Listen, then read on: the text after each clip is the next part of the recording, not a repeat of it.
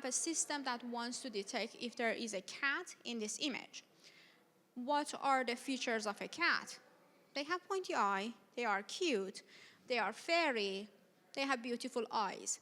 So as a feature engineer, not only I needed to go and count all of these features, I had to be able to hard code and write a program to identify each of these. I see this crowd, and I think you might remember the Sony cameras that were able to detect a face or detect a smile in around early 2000s. Usually my crowd is younger, and I'm like, okay, you don't remember this, but hopefully you remember that. So that was the early days of machine learning. So they tried to use something called eigenfaces, which is a fancy name to say the average of all of the faces, and then use that filter to figure out if that face exists in an image. Same thing for a smile. Obviously, it is a really hard endeavor, because what if I turn my face? Then I don't fall on that exact category of, okay, this is a face. What if I hide half of my face? All of those mess up with the system. We walk in the history, we come closer to today. Around 2012, a very courageous professor, Dr. Fei Li, she used all of her grant, her tenure grant, to build a data set of millions of images that all were hand labeled. So we had these millions of images, and each of them were labeled by a person in about 1,000 categories.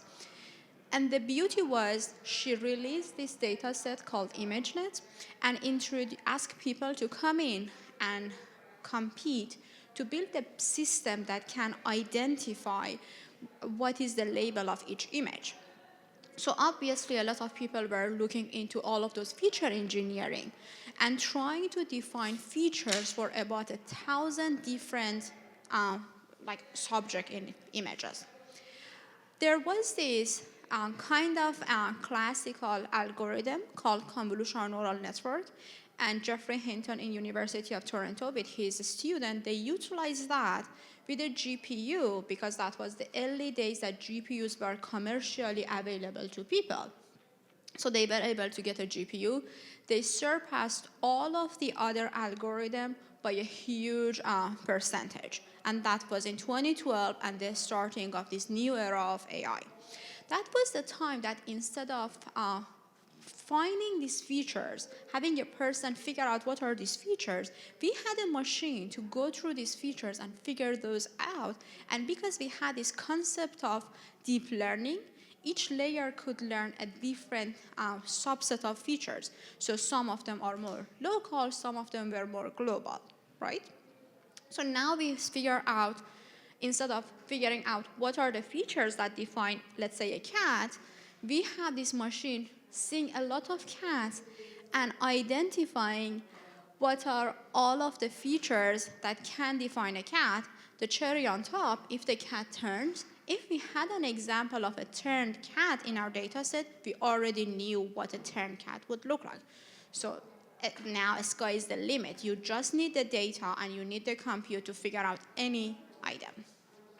What makes generative AI even more cool is because now we are able to build an entity from scratch that resembles all of those features. So not just determining and finding those features in something, but building something that has those features. And that's just amazing. How we got here? Two things. The same two things that made AI happen in 2012 now is the reason for generative AI. The GPUs that were commercially available in 2012, they took AlexNet, the algorithm, to take 2 weeks to train. Right now, computationally, we are so advanced that the same algorithm takes a couple of minutes to fully train.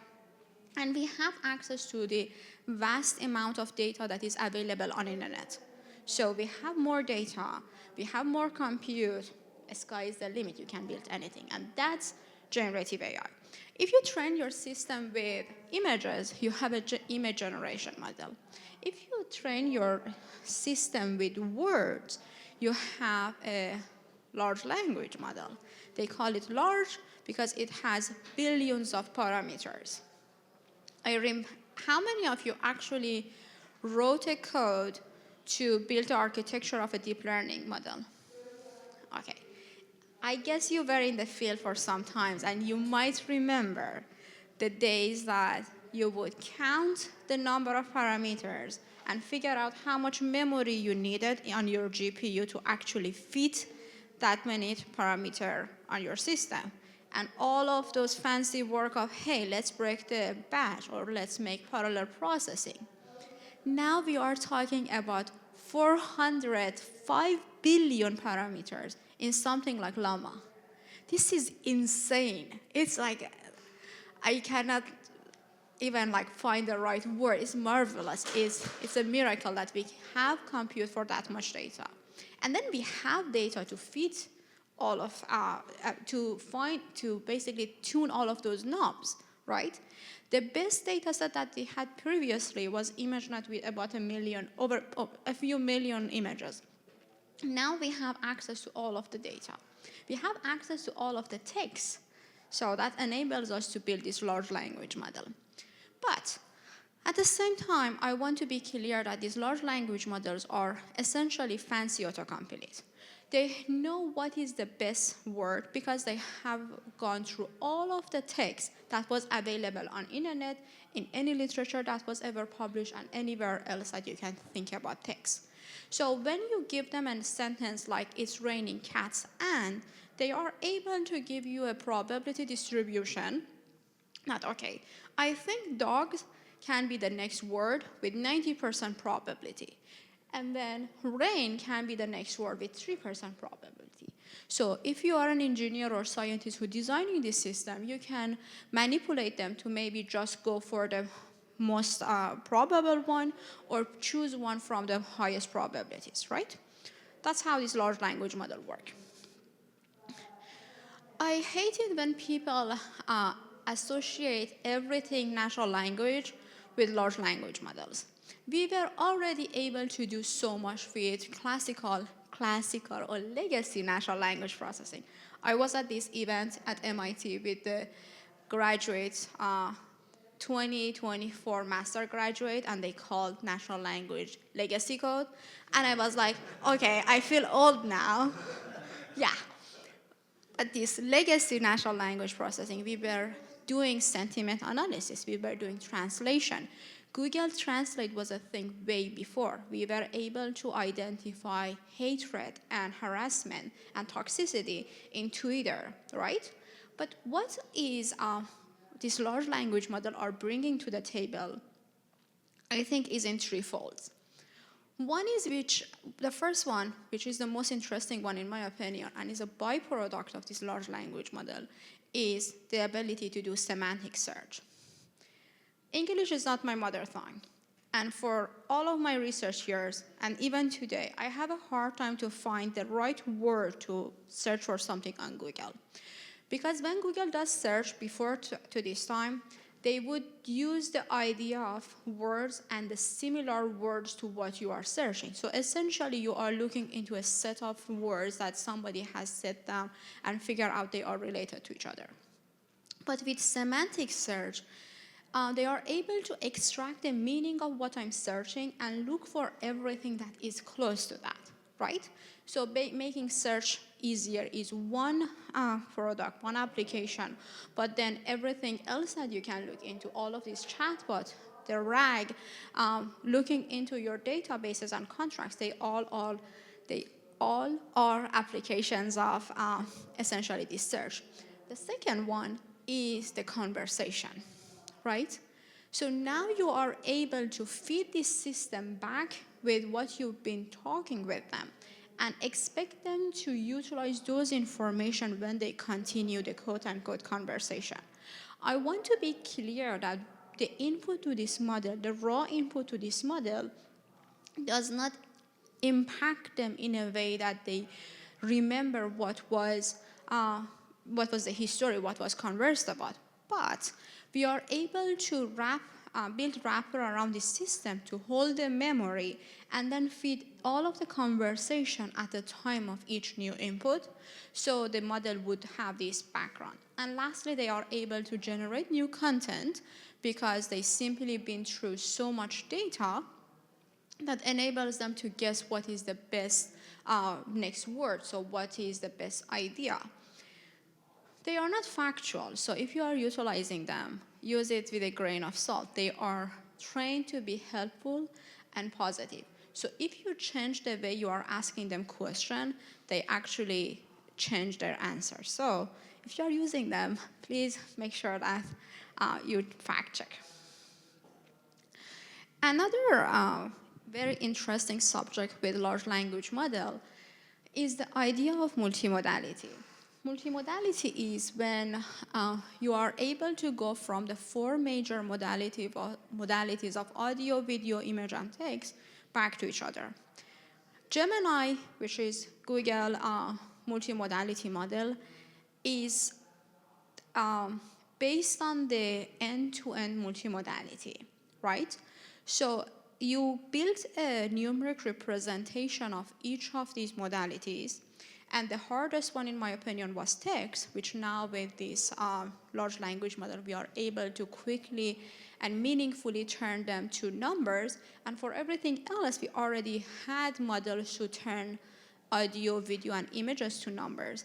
And now we are penalizing the system if the numeric representation of audio version of a word and the numeric representation of its written form and its image and its motion are different from each other. I want you to think about, let's say, the word Paris, right? I'm quite sure right now in your mind, you are seeing the Eiffel Tower and you might see the Champs-Élysées, and you might think about the smell of a good baguette, and you also can see how it's written. Or maybe you hear the voice of like a really beautiful background music in a cafe, right? You are not trying to think, you don't ask your brain, hey, how Paris is written. All of this information is in the same spot in your brain. And the same idea tried to be built in these multimodalities. So with all of those background, let's actually dive into how to do this with Gemini and how to build models and systems that can help us to achieve an application. I quickly go through the AI Studio. AI Studio is a sandbox for utilizing Gemini and other Google models. It's free. As long as you have a Gmail account, you can utilize it. And everything that you do there is free of charge. One of the good use cases is for video manipulation. Each video is about, let's say a 2 hours video is about 2 million tokens. And if you are using Gemini outside of AI Studio, you must pay for it. I don't remember what is the number, but you have to pay for it. In AI Studio, it's free. Do we have a student in this room? No?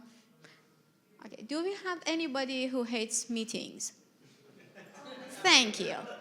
Okay, so that Sunday night that some of your friends is like, okay, let's go out and just have one drink, and then you end up like having multiple drinks.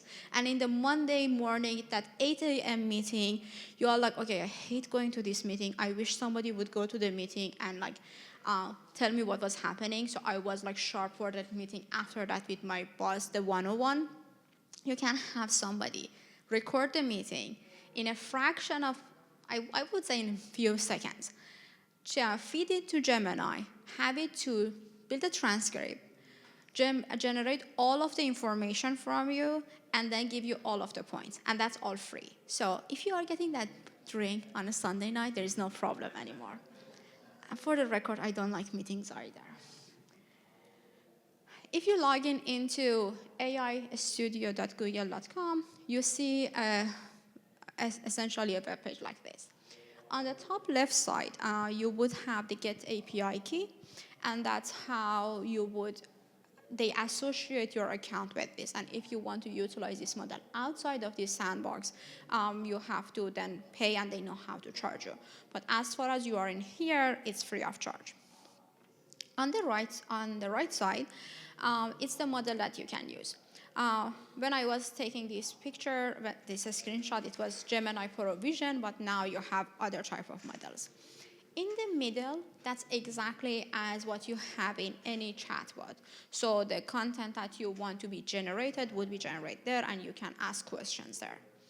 And for the programmers in this crowd, if you want to have the code, you can get it from the top right point. You can do the basic prompting, so you can ask it to write any prompt for you. And then you can search the information and have information synthesis.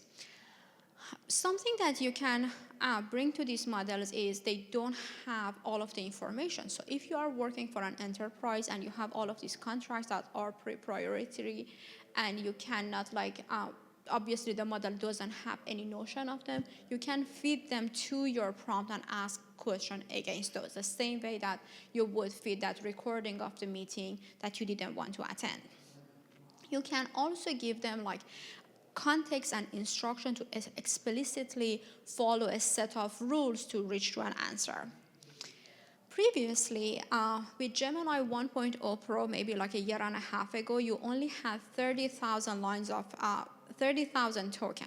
And a token is a unit of data. A rough estimate is each 3 tokens is 1 word, but that's a really rough estimate.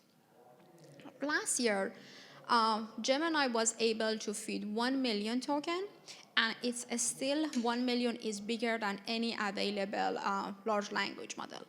This year at I/O, they introduced 2 million context window, which is available to public. And if you don't know what that means, it means 2 hours worth of video, 22 hours worth of audio, over 60,000 lines of code, and over 1.4 million words, written word. How many Harry Potter fan in here? Thank you. All of the 7 books of Harry Potter that I proudly read 7 times because I thought if I do, they will send me the letter, is only 1.1 million words. Okay. Everything that we are able to do is because this concept of attention, and I strongly recommend if you're interested in the technicality of it, read the book. This paper essentially finds a formulation, a mathematical formulation to generate generate attention for the words in a context. So now you can make sense of each word based on all of the other words that are surrounding that specific word. The last topic before I dive into the workshop is the responsible AI side of it. As a scientist, it's, I would say, the most important piece for me because we can easily impact other people with the application that we are building if we do not really put thought into the responsible and ethical AI. Google provides you with a series of knobs that you can tune based on the tolerance that you have for your application. So in certain application, you might be more tolerable toward, let's say, toxicity or anything else. But if, for example, you are building something for miners, you want it to be more careful. I need to also mention that even if you put everything at 0, you still have all of the under the hood knobs that Google has for themselves, so you never reach actually the raw output of this large language model. The last piece for me is the tuning, but before getting into tuning, I wanted to also talk about the token counts, and that's the 2 million token counts that you have, and you are paying for all of the tokens that you are putting into the model, and also the model generates for you. And you have temperature, and if you recall at the beginning, I mentioned that you have the probability, so this is how much you allow the model to go with lower probabilities. You have an add stop sequence that enables you to have a red teaming essentially practice to make sure that if these words breach, then you stop, and then the safety setting. The core of this talk is about tuning. Tuning is utilized because we wanted to be able to customize this model. And customization is the same as, let me give you an example actually. Suppose you have a common cold. You go to your primary provider and they have the information of medicine to treat you. But for a case of cancer or a cardiac arrest, your primary provider would send you to a radio-oncologist or maybe to a cardiologist, because those people are specialized and they read the more information. That's the same with large language model. After they've been trained with this generic data, we have to customize them and teach them more information to be specific about certain topics. With the tuning, we enable this system to be really good at a specific task and be more robust. Robustness comes in comparison with hallucination. Hallucination happens when the model doesn't know and they try to generate content no matter what, right? But when this model know, then they are not going to hallucinate as much. And lastly, because the amount of information that you put in the prompt would be less, you actually pay less cost for the prompt, and then everything would be shorter and faster. For fine-tuning, like anything else, we have a spectrum. You can do full fine-tuning, and that means that you are altering all of the knobs that a model has. So every weight in that, let's say, over 400 billion parameter would be changed. The other side of a spectrum is not to change anything and just augment your prompt with enough examples that the system can make the best decision. Somewhere in between is parameter efficient tuning. So you choose a subset of these weights to alter, and so you have a lot of way to do that, but that's somewhere in between, which doesn't need as much data and it's more cost effective. It doesn't do all of the complex tasks. So if you are working, let's say, in medicine, you want to actually do full fine-tuning. That's what Google does. But if you have a task, let's say, for a bank, and you just want the system to know about your bank information, then parameter efficient fine-tuning is good. Similarly, the more toward full fine-tuning you go, you are paying more money, but it's going to do more complex tasks. For fine-tuning, in AI Studio, you choose New Tuned Model on the left, and then you choose your data set. Your data set has to be a CSV file with the input and output. So here I'm trying to input the system with the type of food, and then ask it to bring me the content in carbohydrate, protein, and fat. So I choose the food as my input and everything else as my output. And the model similarly would do the training. I can choose the number of epoch and the batch size, and then voila, you have the data. You have the model tune. I have the data, but I don't think we have time for that. Instead of showing how you do that, because there is a recording of it already on YouTube, I just want to compare it with RAG. Because a lot of people are doing RAG essentially use a method, the similarity search, to find everything you need to answer that prompt. Comparing between RAG and fine-tuning is comparing between an open and closed book exam. If you are doing RAG, you know where to find the data, and you try to find the closest data to augment your prompt. If you are doing fine-tuning, you are making sure that the model has the knowledge in all of their knobs and they remember them. Fine-tuning is more expensive, and it takes time to make your model to actually tune, but it's more long-term. But if you are in a practice that you need to be more responsive, or you know the information changed so quickly, RAG might be a better answer. It is not an either-or solution. You can do always both. And lastly, as an AI strategist, I suggest always utilize Gemini Pro to start, and then look into the 4 major factors: quality, speed, cost, and control. If you want to go with quality, Gemini with fine-tuning and RAG are the best. If speed matters to you, go for Gemini Nano. If cost also matters to you, go with Gemini Flash, and for control, go with Gemma, because that's an open source model that you can host on your local system. I think I rushed the ending because I realized that I'm out of time. This is my LinkedIn, so feel free to ask questions. This workshop is also available on YouTube. I actually do this so you can see, or if you have any question, you can ask me then. Thank you. Bye.